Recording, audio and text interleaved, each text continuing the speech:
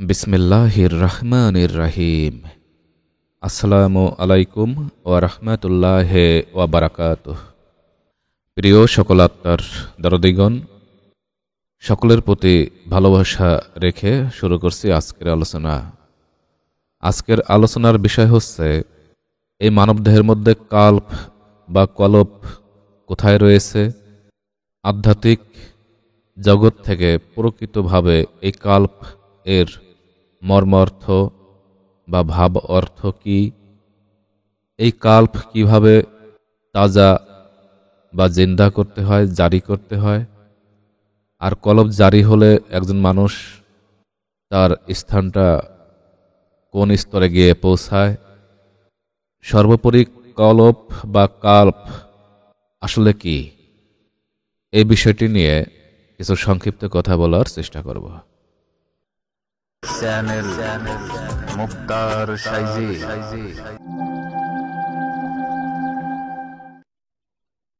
প্রিয় দরদিগণ, এই মানব দেহের মধ্যে আল্লাহ পাক অনেক অলৌকিক যন্ত্রপাতি কলকাঠি দিয়ে এই মানবদেহ ঘরখানা আল্লাহ সৃজন করেছেন।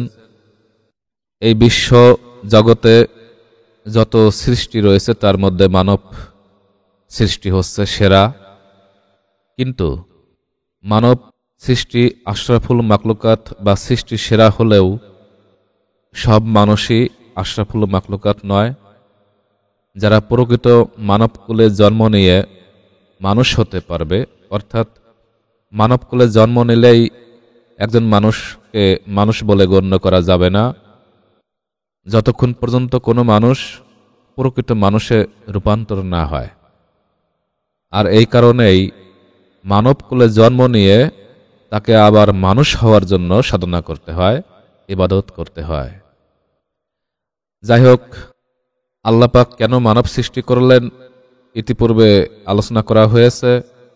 তারপরেও অতি সংক্ষেপে একটু কথা বলে রাখি, তা হলো আল্লাহ পাক মানব সৃষ্টি করেছেন এই জন্য যে সে যেন নিজেকে চিনতে পারে। নিজকে চেনার জন্যই আল্লাহ মানব সৃষ্টি করেছেন। মানুষ যখন নিজেকে চিনতে পারে, নিজের পরিচয় লাভ করতে পারে, তখন তার মুখের বাক্য বন্ধ হয়ে যায়, নিজের পরিচয় সে গোপন করে রাখে, কারো কাছে প্রকাশ করে না। তাই নিজেকে না চেনা পর্যন্ত মানুষ অনেক লাফালাফি, তর্কাতর্কি, অনেক যুক্তি তর্ক বিতর্ক নিয়ে লিপ্ত থাকে। আর যখন কোনো মানুষ নিজেকে চিনতে পারে তখন তার আর কোনো যুক্তি তর্ক থাকে না, মৌখিক কোনো বাক বিতণ্ডা থাকে না। তখন সে গভীর জগতের ভাবের জগতে পদার্পণ করে ভাবের ঘরে সে চলাফেরা করতে থাকে।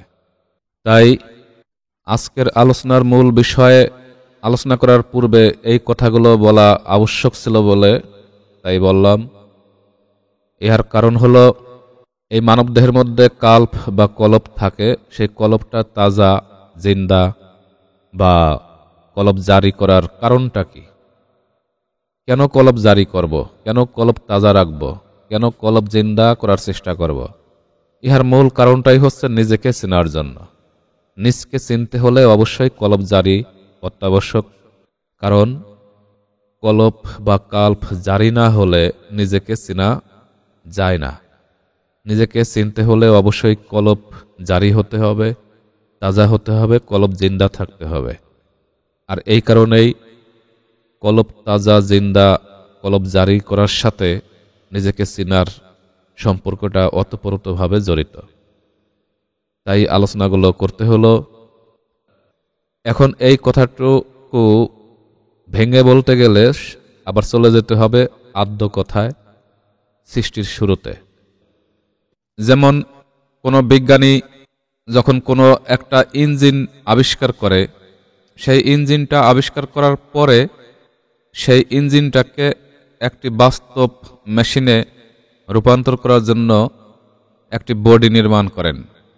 অর্থাৎ সেই ইঞ্জিনটা সেই বডিটাকে পরিচালনা করে। বিজ্ঞানী কিন্তু প্রথমে কোনো বডি নির্মাণ করেনি, আগে ইঞ্জিন নির্মাণ করে পরবর্তীতে বডি, সেই ইঞ্জিনের বডি বা দেহ নির্মাণ করেছেন। ঠিক তেমনি আল্লাহ পাক এই মানুষের দেহটা আগে সৃষ্টি করেনি। দেহটা হচ্ছে একটি বডি। এই দেহের পরিচালক ইঞ্জিন স্বরূপ যে আত্মা, সেই আত্মাকে এই দেহ সৃষ্টির পূর্বেই আল্লাহ পাক আত্মা সৃষ্টি করে রেখেছিলেন। সৃষ্টির শুরুতে যখন আল্লাহ পাক সর্বপ্রথম নূরে মুহাম্মাদের নূর, জ্যোতির্ময় নূর আল্লাহ পাক তা সংরক্ষণ করেন একটি বিশেষ স্থানে, সেই নূরের জ্যোতি প্রজ্বলিত হতে থাকে। তখন আল্লাহ পাক স্বয়ং সকল আত্মাগণকে হুকুম দিয়েছিলেন, তোমরা নূরে মুহাম্মাদি জ্যোতি দর্শন করো। কিন্তু অল্প কিছু সংখ্যক আত্মা নূরে মুহাম্মাদি জ্যোতি দর্শন করার জন্য তারা ফানা ফানা হয়েছিল। তারা নূরে মুহাম্মাদি জ্যোতি দর্শন করে তারা নূরে মুহাম্মাদি জ্যোতির রঙে রঞ্জিত হয়েছিল। আল্লাহ পাক তাদের প্রতি সন্তুষ্ট হয়ে বললেন, তোমরাই চৈতন্য আত্মা, তোমরাই নূরে মুহাম্মাদের অংশ। তখন আল্লাহ তাআলা চৈতন্য আত্মাগণকে শনাক্ত করে আলাদা করে রাখলেন। আর অধিকাংশ আত্মাই সেই দিন নূরে মুহাম্মাদের জ্যোতি দর্শন করার জন্য তাদের মধ্যে কোনো আবেগ ছিল না, কোনো আশেকি ভাব ছিল না। তারা বিমুখ ছিল, তারা অন্যদিকে মুখ করেছিল। যার কারণে অনেক আত্মাই সৃষ্টির শুরু থেকেই নূরে মুহাম্মাদি বিরোধী, নূরে মুহাম্মাদি জ্যোতির দেখতে তারা অনিচ্ছুক। এই কারণে সেই আত্মাগুলো বর্তমানেও দেখা যায় নূরে মুহাম্মাদি বিরোধী।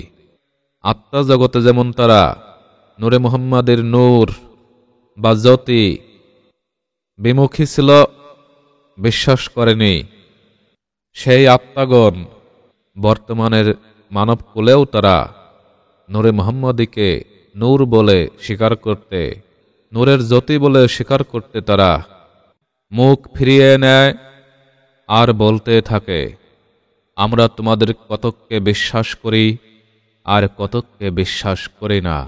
সূরা আন-নিসা 150 ও 151 নম্বর আয়াতে তার স্পষ্ট প্রমাণ। তাই আল্লাহ পাক ইশারা রূপক ভাষায় ব্যক্ত করেছেন, যারা এখানে অন্ধ তারা সেখানেও অন্ধ, তারা অধিকতর পথভ্রষ্ট, কারণ তাদের অন্তরে পূর্বেই মোহর মেরে দেওয়া হয়েছে। অর্থাৎ আল্লাহ পাক সেই নূরে মুহাম্মাদের জ্যোতি যারা বিমুখ ছিল তখন থেকেই তাদের অন্তরে আল্লাহ পাক মোহর মেরে দিয়েছেন। তারা সেখানেও নবী বিরোধী ছিল, বর্তমানেও তারা নবী বিরোধী। নূরে মুহাম্মাদি সাল্লাল্লাহু আলাইহি ওয়াসাল্লামকে তারা মন প্রাণ দিয়ে ভালোবাসতে নারাজ। যাই হোক, অনেক আদ্য কথায় চলে গিয়েছিলাম, এখন আবার পূর্বের কথায় ফিরে আসি। তা হল আত্মা যখন দেহ আকার ধারণ করার জন্য আল্লাহ পাকের অসীম নিয়ামতের মাধ্যমে মানব দেহ আকারে আসে, তখন সেই আত্মা এই মানবকুলে জন্ম নিয়ে মানবকুলে প্রকাশ পেয়ে চৈতন্য আত্মাতে ফিরে আসার জন্য অনেক সাধনা করতে হয়। ইহারও কিছু গুপ্ত ভেদ আছে। সেটা হলো, এই পৃথিবীর মধ্যে যত মহামানব চৈতন্য আত্মা অবতার রূপে মানব কুলে এসে পথ প্রদর্শক রূপে প্রেরিত হয়েছেন, সেই প্রেরিত মহা অবতারগণ তারা পূর্বে থেকেই চৈতন্য আত্মা, কিন্তু তারা মানব কুলের দেহ আকার নিয়ে এই বিশ্ববাসীর জন্য পথ প্রদর্শক রূপে সকল অন্ধকার দূর করার জন্যই তারা পৃথিবীতে আগমন করেছেন। যার কারণে এই পথ প্রদর্শক রূপে চৈতন্য আত্মা অবতার গণ, অর্থাৎ পূর্বে ছিল নবী রাসূলগণ, বর্তমানে অলিয়া উলিয়াগণ, তারা যে সমস্ত অঞ্চলে এলাকায় অন্ধ পথভ্রষ্ট মানুষের সংখ্যা বেশি, সেখানে তারা প্রেরিত হন, সেখানে তারা শান্তির বার্তা ব্যক্ত করেন, সমস্ত মানুষকে শিক্ষা দীক্ষা দিয়ে আবার তারা সেখান থেকে আত্মগোপন করেন। এখন কথা হলো, এই অবতার রূপে যত মহামানব রূপে যারা প্রেরিত হয়েছেন, তারা সকল পথভ্রষ্ট মানুষগুলোকে কিভাবে শিক্ষা দেন? তারা বিশেষ মুর্শিদ রূপে বা আল্লাহ তাআলার ওলি রূপে তার ভক্তবৃন্দগণকে, আশেকানগণকে বিশেষ কিছু তালিম দিয়ে থাকেন যে তোমরা নিজেকে চেনার চেষ্টা করো। নিজেকে চিনতে হলে অনেক সাধনা করতে হয়। এই দেহ ঘরের মধ্যে অনেক সাধনা করতে হয়, অনেক কিছু শেখার আছে, জানার আছে। এই মানব দেহঘরের মধ্যে কলপ বা কাল্প একটি বিষয়বস্তু আছে। এই কলপ বা কাল্প আসলে কি? এই কলপ বা কাল্প জারি হলে, কলপ চৈতন্য হলে সেই মানুষের আত্মা চৈতন্যময় হয়ে ওঠে। কলপ জাগ্রত হলে, কলপ দিব্য জাগ্রত হলে সেই মানুষটি ধীরে ধীরে চৈতন্যময় লাভ করে এবং সে পরিপূর্ণ চৈতন্য আত্মার সাথে তার লয় প্রলয় হয়। তিনি চৈতন্য আত্মার সাথে তিনি এক রঙে রঞ্জিত হন। আর ইহার কারণে এই সুফি ধারায় আধ্যাত্মিক জগৎ থেকে, আহলে বায়াতের জগৎ থেকে বলা হয়েছে, তোমরা আপন মুর্শিদের সাথে তোমরা প্রীত করো, ভালোবাসো, আপন মুর্শিদের সাথে তোমরা লয় হও, লীন হও। এখন আপন মুর্শিদের সাথে লয় লীন হতে গেলে অবশ্যই তাকে আপন মুর্শিদের মাধ্যমে কর্মগুলো করতে হয়, সাধনাগুলো করতে হয়। এই কর্মগুলো করার প্রক্রিয়া, প্রসেস সেই মহা অবতারগণ তার ভক্তবৃন্দকে দেখিয়ে দেন যে এইভাবে, এই কলা কৌশলে তোমরা তোমাদের কলপ জারি করার মাধ্যমে তোমরা নিজেকে চৈতন্য করতে পারবা, নিজেকে চিনতে পারবা। যাই হোক, এতটুকু আলোচনার মাধ্যমে এটা অন্তত বুঝতে পারলাম যে নিজেকে চিনতে হলে, নিজের আত্মাকে চৈতন্য করতে হলে অবশ্যই কলপ বা কাল্প জিন্দা করতে হবে, তাজা করতে হবে। তাহলে এই কলপ বা কাল্প মানবদেহের মধ্যে কোথায় অবস্থান করে এবং ইলমে মারিফতের আধ্যাত্মিক জগৎ থেকে প্রকৃত মর্ম অর্থ, এই কলবের সংজ্ঞাটা কি, কলবের ভাব অর্থ কি? দেখুন, আমরা এই কলব সম্পর্কে অনেকে অনেকভাবে সংজ্ঞা দিয়ে থাকি, অনেকভাবে এই বিষয় নিয়ে মন্তব্য করে থাকি। যেমন আমরা অনেকেই বলি কলব হচ্ছে এই মানব দেহগরের মধ্যে এক খণ্ড মাংসের টুকরো, সেটা উল্টাভাবে লটকাচ্ছে। আল্লাহ তাআলার নাম জিকির করতে করতে সেখানে কলবটা লাফালাফি করে, এভাবে অনেকে বলে থাকে। আবার অনেকে বলে যে কলব অর্থ মন বা দিল বা অন্তর বা হার্ট বা হৃৎপিণ্ড, এইভাবে অনেকে বলে থাকে। কিন্তু আসলে কি এই কথার দ্বারা প্রকৃত কলব চেনা সম্ভব? কাল্প কি সেটা বোঝা সম্ভব? যদিও এই কথাগুলো আধ্যাত্মিক কথার সাথে অনেক মিল আছে, কিন্তু আধ্যাত্মিক জগৎ থেকে কলব বা কাল্পের ব্যাখ্যা, বিশ্লেষণ, ভাব দর্শন অন্যরকম, আরও অনেক গভীর। তাই আধ্যাত্মিক জগৎ থেকে কলব বা কাল্প এর অর্থ হচ্ছে জ্যোতির্ময় এক দিব্য দৃষ্টিশক্তি। জ্যোতির্ময়, আমি আবার বলছি, জ্যোতির্ময় নূরের এক দিব্য দৃষ্টিশক্তিকে বলা হয় কাল্প। আমাদের এই মানবদেহের মধ্যে কলবটা কোথায়, এই বিষয়ে বলতে গেলে বলতে হয়, ধরুন আপনি চর্মচক্ষু বন্ধ করলেন, সাথে সাথে আপনার সামনের বস্তুগুলো অন্ধকার দেখা গেল, অন্ধকার। কিন্তু আরেকটু গভীরে চিন্তা করার বা দৃষ্টি রাখার চেষ্টা করুন, তখন দেখতে পাবেন আপনার পরিচিত যত এলাকা আপনার পরিচিত রয়েছে, যত ব্যক্তিবর্গের সাথে আপনার পরিচয় রয়েছে, তাদেরকে একটু দেখার চেষ্টা করুন, তাদের প্রতি দৃষ্টিপাত করুন, তখন আপনি তাদেরকে কিন্তু অন্ধকার রূপে দেখতে পাবেন না, তাদেরকে দেখতে পাবেন আলোকিত রূপেই। আমি উদাহরণ দিচ্ছি আরো একটু। যেমন ধরুন, আপনি আপনার মুর্শিদের দরবারে অনেকবার আসা যাওয়া করেছেন। এবার আপনি বাড়িতে বসে আপনার চর্মচক্ষু বন্ধ করলেন, আপনার মুর্শিদের দরবারখানা আপনি আলোকিত রূপে সবকিছু দেখতেছেন। সেটা কিন্তু অন্ধকার রূপে দেখতে পাচ্ছেন না, আলোকিত রূপেই দেখতে পাচ্ছেন। তাহলে কি বোঝা গেল? বোঝা গেল যে চর্মচক্ষু বন্ধ করলেও আরও একটা অন্তর্চক্ষু আছে, সেই চক্ষু দ্বারা অনেক দূরের বস্তু প্রতিফলিত হয়, আপন মস্তিষ্ক মণ্ডলে তা সরাসরি লাইভ তা দর্শন হয়। তো এইবার আপনাকে চিন্তা করতে হবে, আমি এই যে চর্মচক্ষু বন্ধ করে যা কিছু দেখতে পেলাম, এই দৃষ্টি শক্তিটা এই দেহের মধ্যে কোথায় থেকে উৎপন্ন হচ্ছে? এই দৃষ্টি জ্যোতির্ময় দিব্য দৃষ্টি শক্তিটা এই মানব দেহের মধ্যে কোথায়? দেখুন, এই স্থানটি কোনো বিজ্ঞানী ডাক্তার তন্ন তন্ন করে দেহের মধ্যে খুঁজে সন্ধান করলে পাবে না। কারণ বিজ্ঞানী এবং কোনো ডাক্তার মানবদেহের মধ্যে সব খুঁজে পেয়েছেন, কিন্তু মানুষের মন কোথায় স্থান লাভ করে, কোন জায়গায় আছে দেহের মধ্যে, তা কোনো বিজ্ঞানী ডাক্তার খুঁজে পায়নি। তাই এই বিষয়টি হচ্ছে তপস্যার বিষয়, আধ্যাত্মিক সাধনার বিষয়।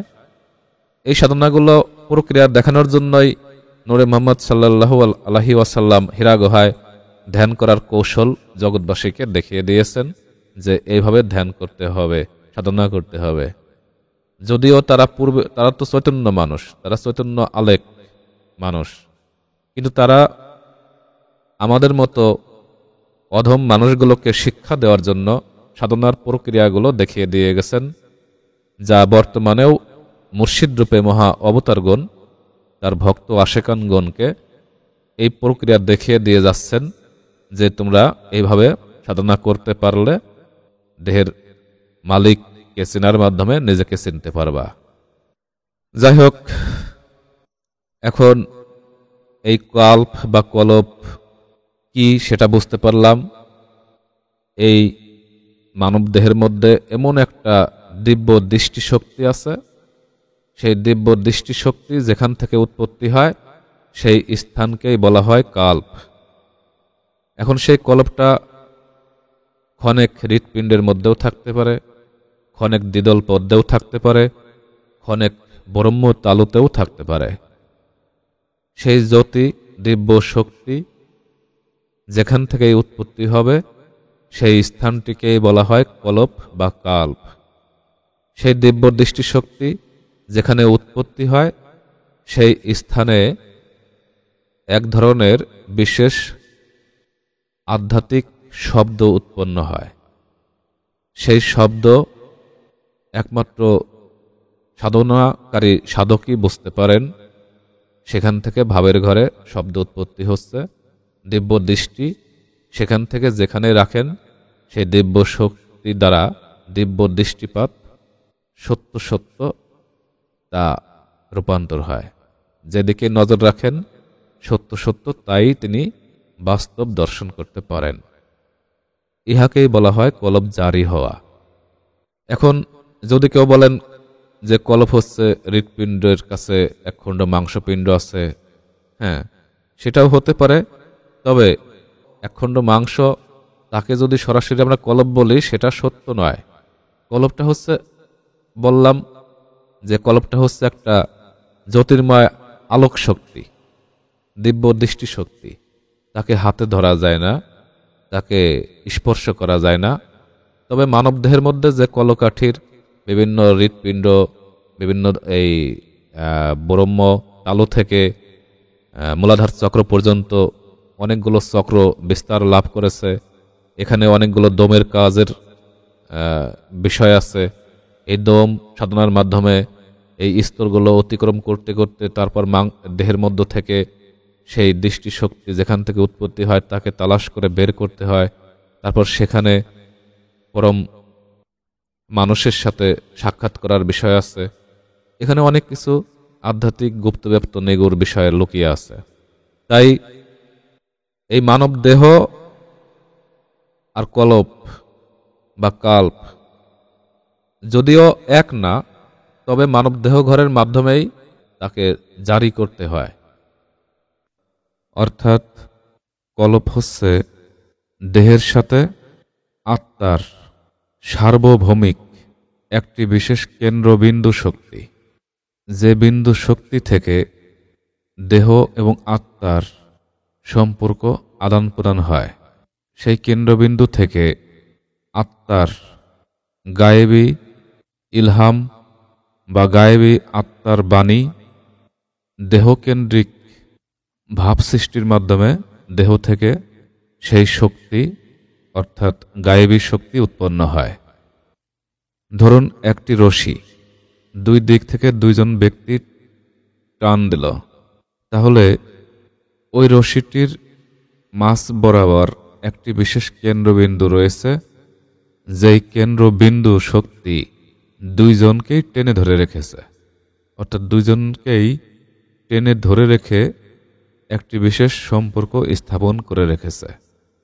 ঠিক তেমনি কলপ শুধুমাত্র একখণ্ড মাংস পিণ্ড নয়, কলপ হচ্ছে আত্মার একটি অংশ এবং দেহের একটি অংশের মেরু বিন্দু অর্থাৎ কেন্দ্রবিন্দু শক্তি, যে কেন্দ্রবিন্দু শক্তি থেকে আত্মা কর্তৃক গায়েবী বাণী দেহের মাধ্যমে উৎপন্ন হয় এবং সেই বাণী জিহ্বা দ্বারা প্রকাশ পায়। তাই কাল্প বা কলপ আত্মারই একটি ভাব দেহের মাধ্যমে যে কেন্দ্রবিন্দুতে আত্মা হইতে নূরের তাজল্লি ভাব প্রকাশ পায়, সেই কম্পিত স্থানকেই বলা হয় কলপ বা কাল্প। সাধকের সেই কাল্প কারো দ্বিদল চক্রে হয়ে থাকে, আবার কারো ব্রহ্ম তালু বা মস্তিষ্ক মণ্ডলে হয়ে থাকে, সহস্রার পদ্মে সেখান থেকে হয়ে থাকে। একটু লক্ষ্য করে দেখুন আসমানের দিকে চন্দ্র, সূর্য, অসংখ্য গ্রহ, নক্ষত্র আল্লাহ পাক সৃষ্টি করেছেন। ইহার পিছনে কারণ কি? এই চন্দ্র, সূর্য, গ্রহ, নক্ষত্র এগুলো হচ্ছে জ্যোতির্ময় বস্তু। এই বস্তুগুলো শুধু পৃথিবীর মধ্যে সৌন্দর্যের জন্য সৃষ্টি করেনি, পৃথিবীতে আলোকপাত করার জন্য সৃষ্টি করেনি। এগুলোর অনেক হাকিকত রয়েছে। আসমানে যেমন চন্দ্র, সূর্য, গ্রহ, নক্ষত্র আলোকিতভাবে জ্যোতির্ময় করে রেখেছে, ঠিক তেমনি প্রতিটি মানব দেহের মধ্যেও সূর্য, চন্দ্র, গ্রহ, নক্ষত্রপুঞ্জ রয়েছে। এই দেহের বাহিরের যত জ্যোতির্ময় বস্তু রয়েছে, সেই বস্তুগুলো থেকে অনেক কিছু শেখার আছে। সেই বস্তুগুলোকে মানব দেহের মধ্যে খুঁজে বের করতে হবে। একটি বিষয় নিয়ে আলোচনা করা যাক, যেমন সূর্য। এই সূর্য এমন একটা শক্তিমান আলোক জ্যোতির্ময় বস্তু, এই সূর্যের মধ্যে এমন একটি কেন্দ্রবিন্দু স্থান রয়েছে, সেই কেন্দ্রবিন্দু হতে প্রতি মিলি সেকেন্ডে কোটি কোটি কোটি কিলোমিটার গতিবেগে আলোকরশ্মি বিচ্ছুরিত হচ্ছে। সেই আলোকরশ্মি বিচ্ছুরিত হয়ে সমস্ত জগৎবাসীকে আলোকিত করে তাপ প্রদান করছে। এটা ভাবতে ভাবতে হাজার বছর চলে যাবে, তবু ভাবনা শেষ হবে না। ঠিক তেমনি এই মানুষের দেহের মধ্যেও একটি সূর্য রয়েছে। সেই সূর্যটা হচ্ছে আত্মা। এই মানুষের মধ্যে সূর্যটা হচ্ছে আত্মা। এই আত্মার মধ্যেও রয়েছে এমন একটি বিন্দু, কেন্দ্রবিন্দু স্থান, যে স্থান থেকে প্রতি মিলি সেকেন্ডে কোটি কোটি কোটি কোটি কিলোমিটার বেগে আলোকরশ্মি বিস্ফোরিত হচ্ছে, এবং সেই আলোকরশ্মির শক্তি দ্বারা এই মানব দেহটাকে আত্মা সক্রিয় করে রেখেছে। দেখুন, যে দেহের মধ্যে আত্মা নেই সেই দেহটা দাঁড়িয়ে থাকতে পারে না, পড়ে যায়। আর যতক্ষণ আত্মা থাকে, এই আত্মার আলোক রশ্মির শক্তির দ্বারা মানুষের দেহ, হাত পা, চক্ষু কর্ণ নাসিকা সর্ব অঙ্গ সক্রিয় কাজকর্ম করতে পারে। তাই আত্মার শক্তি সম্পর্কে ধারণা অর্জন করতে হলে আসমানের সূর্য থেকে অনেক কিছু শেখার আছে। এই মানবদেহের মধ্যে আত্মারূপে এই সূর্যের ভেদ জানতে হবে। আমরা ডাক্তার, ইঞ্জিনিয়ার বা অনেক বিজ্ঞানীগণ এই দেহের মধ্যে মন কোথায়, অন্তর কোথায় তা তন্ন করে খুঁজেও আজ পর্যন্ত ব্যাখ্যা বিশ্লেষণ করতে পারেনি। এই আত্মার মধ্যে যে কেন্দ্রবিন্দু হতে কোটি কোটি কোটি কোটি আলোকরশ্মি প্রতি মিলি সেকেন্ডে বিস্ফোরিত হচ্ছে, সেই স্থান হীরার চাইতেও অধিক ধারালো। সেই স্থানকেই বলা হয় দিব্য নূরের দিব্য দৃষ্টিশক্তি। সেই স্থানকে বলা হয় মন, সেই স্থানকেই বলা হয় অন্তর। আমরা ভুল করে অনেকেই বলি হার্ট বা হৃৎপিণ্ডই হচ্ছে অন্তর। আসলে মানব দেহ হচ্ছে আত্মার একটি বসবাস করার ঘর, আর মন হচ্ছে আত্মার আয়না। যার আত্মা যত স্বচ্ছ, তার আত্মার আয়নার দিব্য দৃষ্টিপাত শক্তি তত প্রখর, তত তীব্র। প্রতিটি আত্মার মধ্যেই এই নূরের জ্যোতি, দিব্য দৃষ্টিশক্তি রয়েছে। কিন্তু 10 ইন্দ্রিয় ও 6টি রিপু দ্বারা আবৃত এই মানব দেহের মায়ার জালে এত বড় সর্বশক্তিমান আত্মা, সেই আত্মাটাও বন্দী হয়ে গেছে। তাই সাধনার দ্বারা কোনো মানুষ যখন তার দেহটাকে পাক পবিত্র করতে পারবে, এই দেহর 10টি ইন্দ্রিয় শক্তি, 6টি রিপুকে অতি ইন্দ্রিয় জ্ঞান শক্তির দ্বারা জয় করতে পারবে, স্বচ্ছতা ফিরিয়ে আনতে পারবে, সেই মানুষের সেই আত্মা হয়ে যায় মহা আত্মায়। মহা আত্মা তখন মহাসত্তা হয়ে যায়, এবং সেই মহাসত্তা সেই মানব দেহের মধ্য হতে যেদিকে দৃষ্টিপাত করে, সেই দৃষ্টি শক্তিটা হয় তীব্র ধারালো, হীরার চাইতেও অধিক প্রখর। তাই বলা হয় মহামানবগণ যেদিকে দৃষ্টিপাত করেন, তার দৃষ্টিপাত কখনো ব্যর্থ হয় না। তার দৃষ্টিপাত সরাসরি এবং তা চিরসত্য হয়। তাই এই দিব্য দৃষ্টিশক্তি স্থানকেই বলা হয় অন্তর বা মন। এই মনের স্থানে, বিন্দুতে যে মানব জন্ম পেয়ে যে মানুষ যারে স্থান দেবে, যারে নেশাগ্রস্ত হয়ে যার প্রতি এই বিন্দু শক্তিতে আসন দেবে, পরবর্তীতে তার আত্মা সেই বস্তুতে আবার প্রত্যাবর্তন করে দেহ থেকে বের হয়ে যাবে। তাই আত্মার মুক্তি দেওয়া এত সহজ নয়। আত্মাকে চিরমুক্তি দিতে হলে এই মনের কুঠিরে এই বিন্দু দিব্য দৃষ্টি, জ্যোতির্ময় দৃষ্টির যেখান থেকে নিক্ষিপ্ত হয়, সেই বিন্দুতে পরম স্রষ্টার আসন দিতে হবে। সাধকগণ সাধনার দ্বারা সেই বিন্দুতেই পরম স্রষ্টার জ্যোতির্ময় রূপ দর্শন করে থাকে। যখন সেই রূপ দর্শন হয়, তখন সেই বিন্দুতে সার্বক্ষণিক পরম স্রষ্টার হক নাম ধ্বনি হতে থাকে। সেখানে হক নামের ধ্বনি ব্যতীত আর কিছুই থাকে না। আর এই ভাবের অবস্থাকেই বলা হয় সেই মানুষটির কলব জারি হয়েছে, তার কলব জিন্দা হয়েছে, সে চৈতন্যতা ফিরে পেয়েছে। ঠিক তখনই সেই মানুষটি হয়ে যাবে পরম মহাসত্তার একটা অংশ।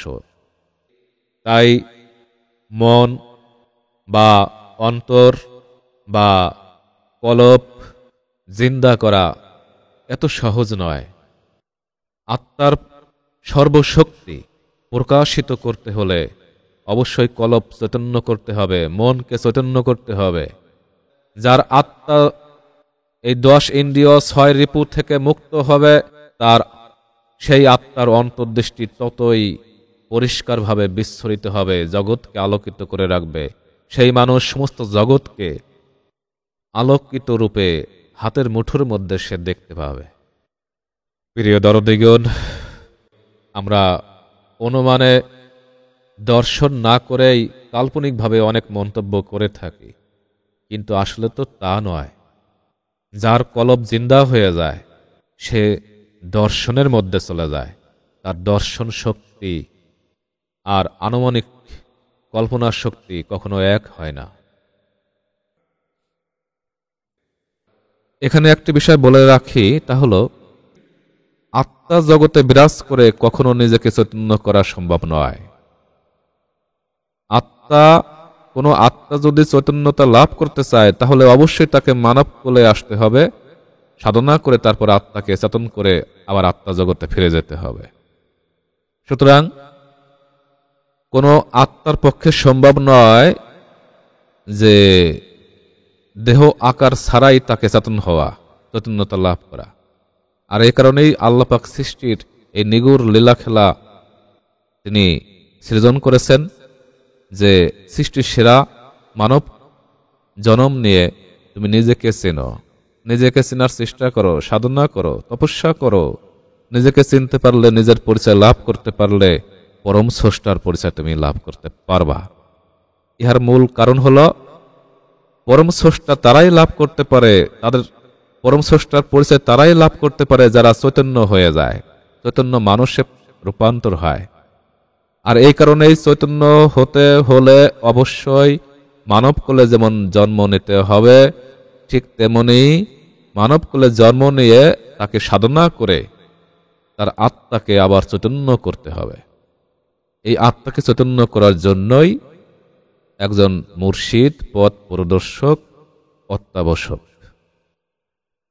প্রিয় দরদিগণ, এই বিষয়টি পরিষ্কারভাবে উপলব্ধি করার জন্য আর একটু গভীরভাবে বলি। ধরুন একজন সাধারণ আত্মা, আশিক আত্মা পরম স্রষ্টাকে চেনার জন্য মানব কোলে আল্লাহ পাক তাকে পাঠালেন। তখন সেই সাধনাকারী যখন আপন মুর্শিদের প্রক্রিয়া উপদেশ নিয়ে দীর্ঘ সময় সাধনা করতে করতে করতে যখন কলব জারি করে ফেলতে পারে, কলবকে তাজা করতে পারে, তখন সেই সাধনাকারী যখন কলব জারি করার মাধ্যমে চৈতন্যতা লাভ করে, তারপর চৈতন্যতা লাভ করার পরে যখন সেই মানুষটির দেহ ত্যাগ করে আত্মা জগতে আবার পুনরায় চলে যায়, তখন তার আত্মা কি কলব জারি বন্ধ হয়ে যায়? না। আত্মা যখন কলব জারি, মানব দেহ আকার নিয়ে কলব জারি, কলব চৈতন্য ছিল, দেহ ত্যাগ করার পরেও সে চৈতন্য হয়ে আত্মা জগতে আবার ফিরে যখন যায়, সেই চৈতন্য আত্মার মহাশক্তি আরো 1000 গুণ বৃদ্ধি পায়। সুতরাং কলব জারিটা হচ্ছে আত্মার সাথে সম্পর্কিত। দেহের মাধ্যমে কলবটাকে তাজা করতে হয়। যখন তাজা হয়ে যায় সে তখন আত্মা জগতের সাথে মিশে যায়। কারণ কলব জারির আধ্যাত্মিক সংজ্ঞাই হচ্ছে চৈতন্যময় আত্মায় রূপান্তর হওয়া। প্রিয় দরদিগণ, কলব বা কাল্প এই মানুষের দেহের মধ্যে জারি করার উপায় কি, বা কলবকে তাজা কিভাবে করব? কলবকে কিভাবে জিন্দা করব। দেখুন, আমি ছোট্ট একটি উদাহরণ দিয়ে বিষয়টি আরেকটু পরিষ্কার করে বলতে চাই। তা হলো, পাথরে পাথরে ঘর্ষণ দিলে যেমন আগুন জ্বলে ওঠে, ঠিক তেমনি পাথরকে রূপক হিসেবে ব্যবহার করলে এই মানবদেহের মধ্যে জীবাত্মা ধরুন একটি পাথর, আর পরমাত্মা রয়েছে আর একটি পরম পাথর। এই জীবাত্মার পাথর পরম আত্মার পাথরের সাথে ঘর্ষণ দিলে সেখানে আগুন জ্বলে ওঠে। এখন এই জীবাত্মার পাথর পরমাত্মার পরম পাথরের সাথে ঘর্ষণ দেওয়ার জন্য অনেক দমের ঘরে সাধনা করতে হয়। দমের ঘরে সাধনা করে অনেক কায়দা কৌশলে তারপর পরম পাথরকে পরম আটকাতে হয়, সেখানে ঘর্ষণ সৃষ্টি করতে হয়। যেমন বিদ্যুতের তারের মধ্য দিয়ে প্রথমে ট্রান্সমিটারের মধ্য হতে বিদ্যুৎ এর কেবিটা 11,000 ভোল্ট থেকে 220 ভোল্ট ট্রান্সমিটার সাপ্লাই দেয় মিটারে গিয়ে, সেটা বিদ্যুতের তারের মাধ্যমে বাল্ব বা বাতির মধ্যে নেগেটিভ পজিটিভ এক হওয়ার মাধ্যমে বৈদ্যুতিক বাতি জ্বলে ওঠে। অর্থাৎ নেগেটিভ এবং পজিটিভ দুইটি ফিলামেন্ট কয়েল এই বিদ্যুতের বাল্বের মধ্যে যখন কানেকশন দেওয়া হয়, তখন নিউট্রাল ও ফেজ তার একত্রে মিলনের মাধ্যমে সেখানে আগুনের মতো জ্যোতি জ্বলে ওঠে এবং ঘরখানা বিদ্যুতের বাতির আলোতে আলোকিত হয়। ঠিক তেমনি একজন সাধক যখন দমের কাজ করেন, তার ব্রহ্ম মূলাধার চক্র হতে ব্রহ্ম তাল পর্যন্ত অনেকগুলো স্তর ভেদ করতে করতে তারপর এটা একদিনের বিষয় নয় যে আমি একদিনে দমের কাজ করলাম আর আমি পরম মালিককে এই দেহের মধ্যে আটকালাম, সেটা নয়। দীর্ঘদিন তপস্যা সাধনার মাধ্যমে সাধনাকারী এই দমের ঘরের কাজ নিয়মিত করতে করতে এই তিনটি দমের ধারা যখন, অর্থাৎ ইরা পিঙ্গলা এই দমের ধারা যখন সুষমনায় প্রবাহিত হবে, তখন একটি ধারায় প্রবাহিত হওয়ার পর সেই বিদ্যুতের বাতির মতো পরম মানুষের সাথে সেই পরম সুষমনার বায়ু ঘর্ষণ সৃষ্টি হয়।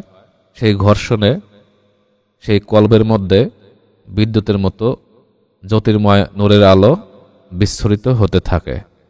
সেখান থেকে সেই বিস্ফোরণের মাধ্যমে সাধক সেই অলৌকিক জ্যোতি বা দিব্য শক্তির মাধ্যমে দৃষ্টিপাত করেন, যেদিকে তা সত্য সত্যই তা দেখতে পান, তা বাস্তবে রূপান্তর হয়।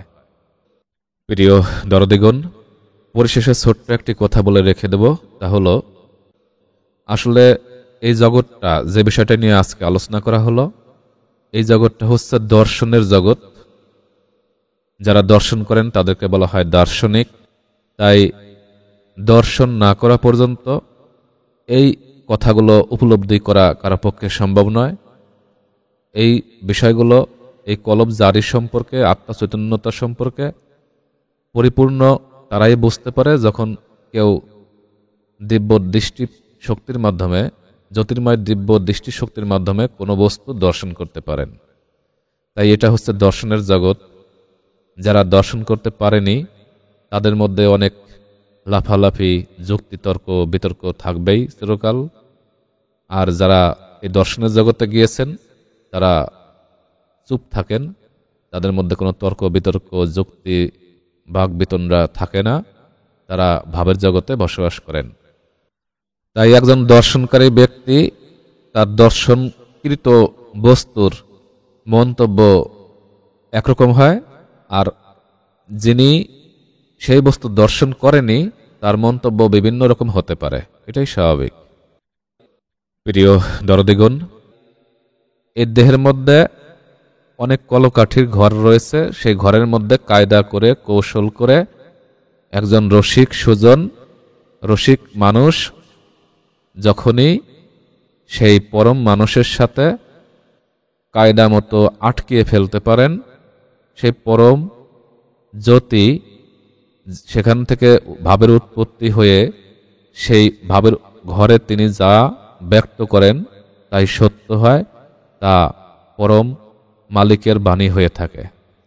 সুতরাং এই মানব দেহঘরের মধ্যে আরেকজন আলেক মানুষ বসবাস করে। সেই আলেক মানুষের সাথে সংঘর্ষ, অর্থাৎ আলেক মানুষের সাথে লয় হওয়ার জন্য, আলেক মানুষের সাথে মিলন হওয়ার জন্য সাধনাকারী সাধক সাধনা করেন, দমের সাধনা, বিভিন্ন ক্রিয়া কৌশল, আপন মুর্শিদের মাধ্যমে শিক্ষা দীক্ষা নিয়ে এই দেহের মধ্যে পরম মালিককে আটকাতে পারেন। তো এইভাবে বিভিন্ন উপায়ে আপন মুর্শিদ তার শিষ্য বা আশেককে বিভিন্ন প্রক্রিয়া বলে দেবে, তুমি নিজের মধ্যে সাধনা করো, তাহলে তোমার কলব তাজা হবে, জিন্দা হবে। কলব জারি হলে তখন তুমি তোমার নিজের পরিচয় লাভ করতে পারবে। আর এই কারণেই কলবকে তাজা করতে হলে মানব দেহ আকার ছাড়া কারো পক্ষে, কোনো আত্মার পক্ষে, দেহ আকারবিহীন কোনো আত্মার পক্ষে কলব জারি করা সম্ভব নয়। তাই কলব জারি করতে হলে দেহ আকার ধারণ করে তারপর কলব জারি করার মাধ্যমে আত্মাকে চেতন করে পরম আত্মার দেশে যেতে হয়। সেখানে শুধু চৈতন্যময় আত্মা হয়ে অনন্তকাল সে তখন বিরাজ করতে পারে। তাই কলব জারি করতে হলে আপন মুর্শিদের দিক নির্দেশনা সকল আশেককে, ভক্তগণের শ্রবণ করে পালন করা উচিত। তারপর যদি কেউ সাধনা করে সফল হতে পারে, তাহলে তার কলব জারি করার মাধ্যমে নিজেকে চৈতন্য করতে পারে, নিজেকে চিনতে পারে। তখন সেই মানুষটি হয়ে যায় আলেক মানুষ, সহজ মানুষ। তখন পরম মানুষের সাথে তার চিরতরে অনন্তকালের জন্য মহা মিলন হয়ে যায়। প্রিয় সাথীগণ, আজকের মতো এখানে রাখছি। পরবর্তীতে আবার কথা হবে অন্য বিষয়ে। আল্লাহ আলেক সাইজি দয়াময়। পরিবেশনায় চ্যানেল মুক্তার সাইজি।